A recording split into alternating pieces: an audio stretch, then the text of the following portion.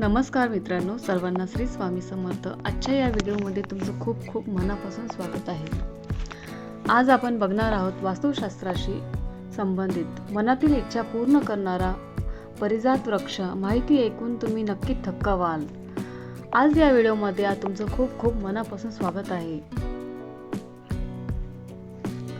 वास्तुशास्त्राच्या संबंधित घराच्या सुख समृद्धीसाठी अनेक उपाय सांगण्यात आले आहेत. त्यातील काही अगदी सोपे आणि साधे उपाय मी तुम्हाला सांगत आहे. असं मानलं जातं की जर हे उपाय आपण योग्य पद्धतीने केले तर ते कोणत्याही व्यक्तीच्या जीवनामध्ये सकारात्मक बदल घडवून आणू शकतात.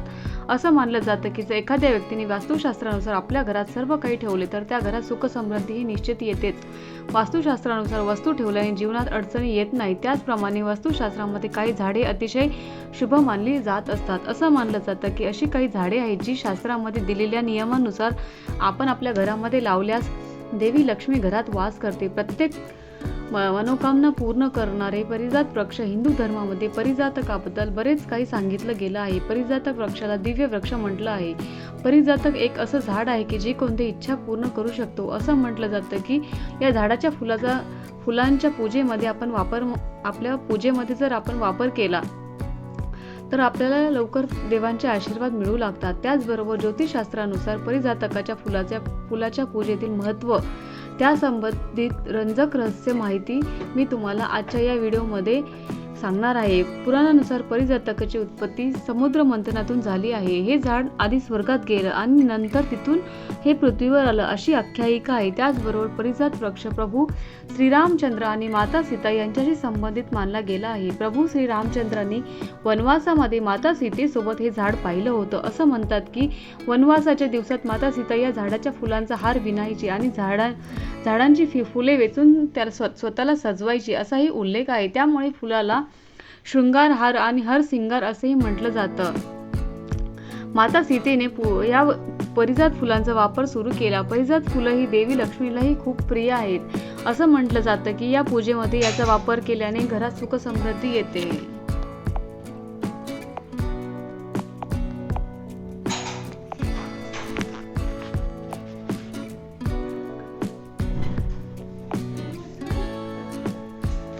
परिजाताच्या फुलाचा वापर आपण पूजेमध्ये केल्याने प्रत्येक देवी देवता प्रसन्न होऊ शकते आणि ग्रहही प्रसन्न राहतात. त्याचबरोबर परिजात बद्दल देखील एक रहस्य आहे ज्यानुसार हे शापित वृक्ष मानले गेले आहे. शाप इंद्रदेवाने परिजातकाला दिला होता. कथा अशी आहे की जेव्हा भगवान श्रीकृष्ण परिजातकाच्या आपल्या सोबत पृथ्वीवर घेऊन गेले तेव्हा इंद्राने परिजाताला हा शाप दिला.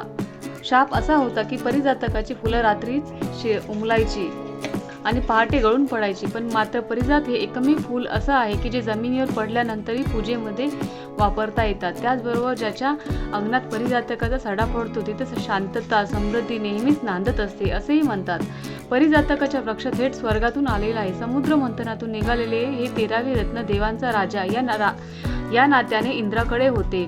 स्वर्गातील इंद्राच्या रोपवाटिकेत तो लावला गेला. एकदा नारद मुनींनी ही फुलं रुक्मिणी आणि सत्यभामीला दिली आणि मग या वृक्षासाठी दोघींनी हट्ट केला. रुक्मिणीलाही या वृक्षाची फुले हवी होती. सत्यभामीला तर अख्खा वृक्ष हवा होता. भगवान श्रीकृष्णाला सत्यभामेसाठी हा वृक्ष इंद्राशी लढाई करून पृथ्वीवर आणला. भगवान श्रीकृष्णाने वृक्ष सत्यभामेच्या दारात लावला पण फुलं मात्र रुक्मिणीच्या अंगणामध्ये पडत असत असाही उल्लेख आहे.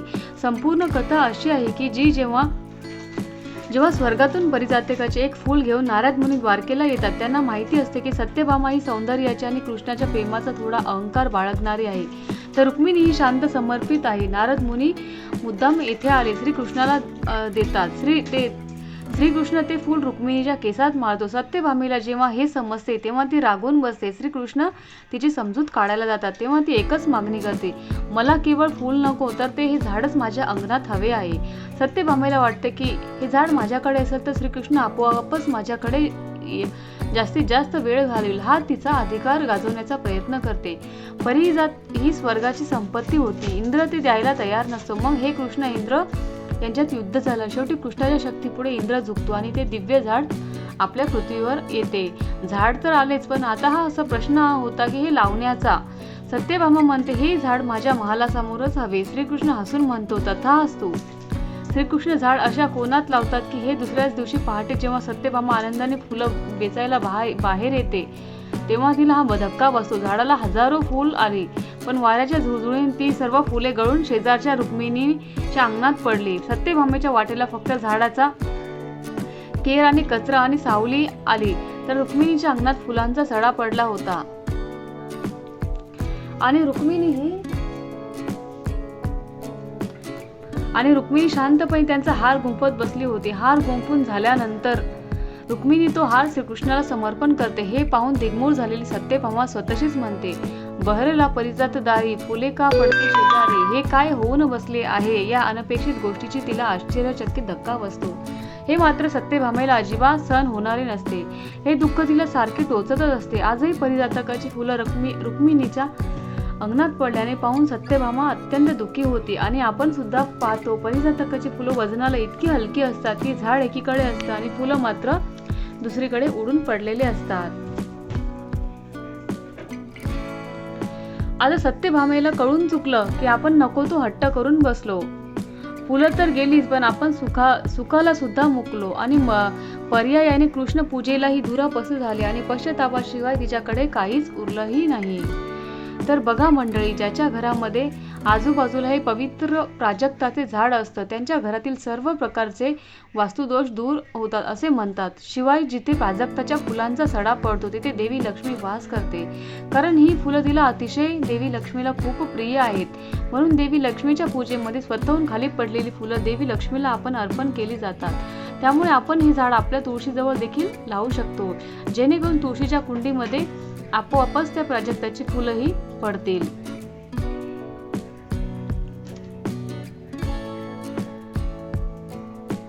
प्राजक्ताच्या सुगंधातून आपल्या जीवनातून ताण काढून जीवन आनंदाने भरण्याची शक्ती आहे असेही म्हणतात. या फुलाच्या सुगंध आपलं मन शांत करतात, कुटुंबात आनंदाचे वातावरण राहतं आणि निरोगी त्याचबरोबर दीर्घायुष्य सुद्धा आपल्याला प्राप्त होऊ लागतं. प्राजक्ताची फुले फक्त रात्रीच फुलतात आणि सकाळपर्यंत कोमेजून जातात. अंगणात ही फुले उमलतात, तिथे शांतता आणि समृद्धी नेहमीच राहते. याही व्यतिरिक्त हृदयरोगासाठी प्राजक्ताची फुले खूप फायदेशीर आहेत. हृदयरोगापासून बचाव करण्यासाठी 5 ते 6 फुलांचा रस घेणे हा एक अतिशय प्रभावी उपाय मानला गेला आहे.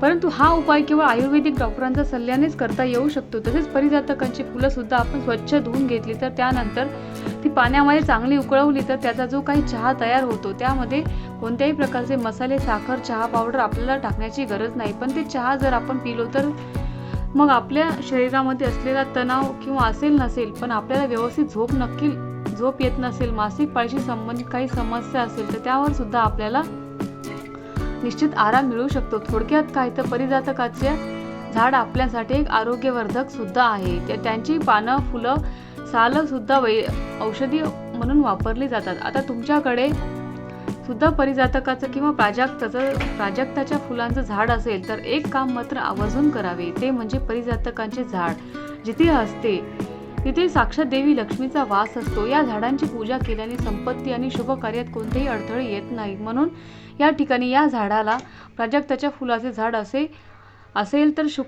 दर शुक्रवारी शुद्ध तुपाचा दिवा आवर्जून लावावा. ते शक्य नसेल तर दर पौर्णिमेला शुद्ध तुपाचा आवर्जून दिवा लावावा. तिथे सुगंधी अगरबत्ती लावावी आणि देवी लक्ष्मीला मातेला प्रार्थना करावी की यामुळे देवी लक्ष्मी सुख, समृद्धी, आशीर्वाद देऊन आपल्या घरामध्ये कायम स्थायी राहू शकते असे सांगितले जाते. कारण रात्र परिजातकांची फुलं बहरतात, ती फुलतात, मात्र रात्रीच परिजातक का फुलतं बहरतं त्यामागे सुद्धा एक अतिशय गोड प्रेम कथा आहे. या कथेनुसार राजकुमारी परिजातक सूर्यांचा होय. भगवान सूर्यदेवांच्या प्रेमात पडलेली सूर्यदेवाला त्यांच्या वैभवाची आणि शक्तीची पूर्णपणे जाणीव होती. तरी एका अटीवर तिच्याशी त्यांनी लग्न करायचं वचन दिलं. अट अशी होती की काही झालं तरी तिनं त्यांच्याकडे कधी पाहायचं नाही. अट विचित्र होती, पण प्रेमात रममान झालेल्या परिजातकाने यांचा कधी विचारच केला नाही. त्यांनी शरद ऋतूमध्ये लग्न केलं आणि बघता बघता उन्हाळ्यापर्यंतचा काळ असा भरकन निघून गेला, कळालंच नाही. उन्हाळा येता सूर्यदेवाची शक्ती पूर्वीपेक्षा अफाट वाढू लागली, इतकी की परिजातक त्यांच्या एका कटाक्षात भस्म होऊन जाईल. अशा एका दुपारच्या वेळी सूर्य परिजातकाच्या दारात खाली उतरला आणि परिजातक भान हरपून त्यांच्याकडे पाहतच राहिली. वचनबंधनामुळे तो प्रचंड क्रोधित झाला आणि रागाच्या भरात अजून तापला आणि सगळ्या परिजातच राख होऊन स्वतःच्या राखेत बुडून गेली. त्यामुळे जेव्हा त्यांचा राग शांत झाला तेव्हा त्याला परिजातकाच्या जीवापाड प्रेमाची जाणीव झाली. शरीर भस्म झाल्याने देवाने तिला एका झाडाच्या रूपामध्ये पुन्हा जिवंत केलं आणि पुन्हा असं घडू न येण्यासाठी रात्री सूर्यदेव तिच्या भेटीला जातात. या भेटीत परिजातकाचं फूल रात्रीच्या वेळी भरून इतकी सुवासिक असतात की जणू सूर्याने तिचे चुंबन घेतलं असेल आणि प्रेमात स्वतःला विसरून जातात. पहाट होताच देव आपल्या कामावर रुजू होतात आणि त्याचा पहिल्या किरणांनी जमिनीला स्पर्श करतात. फुलं खाली गळून पडतात. आणि याच कथेच्या दुसऱ्या आवृत्तीत असं म्हटलं आहे की सूर्यदेवाने परिजातकाचं प्रेम नाकारलं आणि राजकन्याने ते सहन करू शकले नाही. तिने स्वतःला ठार मारलं आणि तिचं प्रेम पुन्हा सिद्ध करण्यासाठी तिच्याच राखीतून एक झाड वाढलं. पडलेली फुलं तिचे अश्रूमध्ये जातात. ती फुलं कारण तिच्या प्रियकराची नजर सहन न करण्यास ती फुलं असमर्थ असतात. याशिवाय असं देखील म्हटलं जातं की परिजातकाच्या खाली उभे राहून एखादी गोष्ट मागितली तर परिजातकाची ती इच्छा नक्कीच पूर्ण करते. इच्छा पूर्ती करणारा वृक्ष सुद्धा परिजातकाच्या वृक्षाला म्हटलं जातं. की तुम्ही किती थकून आलात, परिजातकाच्या खोडाला जरी स्पर्श केला तरी आपला थकवा तो झाड काढून घेतो आणि आपल्याला उत्साह देतात. असे म्हणतात की तुमच्याकडे सुद्धा प्राजक्ताचे झाड असेल तर यापैकी कोणतीही एक गोष्ट तुम्ही नक्की करा, ज्यांचे चमत्कारिक अनुभव तुम्हालाही नक्कीच येऊ शकतात. याही व्यतिरिक्त घरातील वास्तुदोषावर उपाय म्हणून परिजाताचा वृक्ष तुमच्या घरामध्ये नक्की लावू शकता. असं म्हणलं जातं की घरामध्ये परिजातकाचे झाड लावल्याने आपल्या घरातील नकारात्मक ऊर्जा निघून जाते आणि या वनस्पतीमध्ये माता लक्ष्मी कायम वास करते. म्हणून हे रोप आपल्या घराच्या उत्तर किंवा पूर्व दिशेला लावल्यास घरातून वास्तुदोष कायमचा दूर होतो. किंवा मग वायव्य किंवा पश्चिम या दिशेला आपण हे झाड लावलं तरी चालतं. फक्त नैऋत्य किंवा दक्षिण दिशेला हे झाड आपण लावू नये. याही व्यतिरिक्त तुम्हाला नोकरी संबंधित, व्यवसाय संबंधित काही समस्या असल्यास, दीर्घकाळ प्रगती होत नसल्यास परिजातकाची 21 फुलं लाल कपड्यामध्ये बांधून किंवा व्यवसायाच्या ठिकाणी माता लक्ष्मी जवळ ठेवावी. असे केल्याने व्यवसायामध्ये प्रगती होण्यास मदत मिळू शकते. त्याचबरोबर नोकरधारकांना करिअरमध्ये चांगल्या संधी मिळू लागतात. असं मानलं जातं की या उपायाने प्रगती होत जाते. याही व्यतिरिक्त निरोगी आरोग्य जपण्यासाठी सुद्धा परिजातकांच्या फुलांचा उपयोग होतो. केवळ पूजेतच नाही तर आयुर्वेदामध्ये परिजातकाचे झाड परिजात आरोग्यासाठी खूप फायदेशीर मानलं जातं. याही व्यतिरिक्त आर्थिक सुबत्ता, कर्जमुक्ती, तुमचा पैसा कुठेतरी अडकला असेल किंवा तुमच्या डोक्यावर भरपूर कर्ज झाला असेल तर कर्जातून लवकरात लवकर मुक्ती मिळवण्यासाठी सुद्धा परिजातकाचे झाड आपल्याला उपयुक्त ठरू शकते. परिजातकाच्या वनस्पतीच्या मुळाचा एक तुकडा घ्यावा आणि लाल कपड्यात बांधून देवी लक्ष्मी समोर ठेवावा. त्यानंतर लक्ष्मीच्या आणि मुळ्यांची विधिवत पूजा करावी. त्यानंतर मुळावर हळदी कुंकू व्हावं. त्यानंतर कनकदारा स्तोत्राचं पठण करावं. पूजा झाल्यानंतर घरातील पैशांच्या ठिकाणी ठेवावं. पर्समध्ये हे मूळ ठेवून द्यावं. असं केल्याने कर्जातून लवकरात लवकर सुटका होण्यास मदत मिळू शकते. अडकलेला पैसाही तुम्हाला मिळू शकतो आणि घरात आपल्या सुख समृद्धी नांदायला वेळ लागत नाही, अशी मान्यता आहे. परिजात हे वृक्ष किंवा हरशिंगार वनस्पती ही अतिशय योग्य मानली जाते कारण ती लावलेल्या घरात शांती आणि समृद्धी येते. वास्तुशास्त्रानुसार हे झाड घराच्या योग्य